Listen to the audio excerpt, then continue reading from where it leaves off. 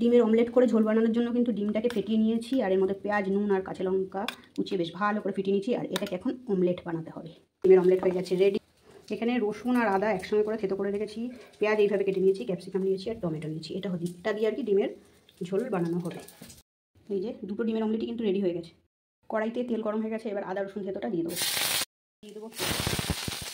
Capsicum, তারপর দেবো tomato. এটা হালকা ভাজা হয়ে গেছে, এখন এর মধ্যে দিয়ে দেবো স্বাদ মতো নুন। এবার দেবো রেড চিলি সস,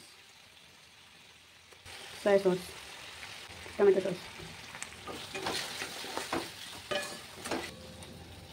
এটা কিন্তু হালকা কষানো হয়ে গেছে, এখন এর মধ্যে দিয়ে দেবো জল।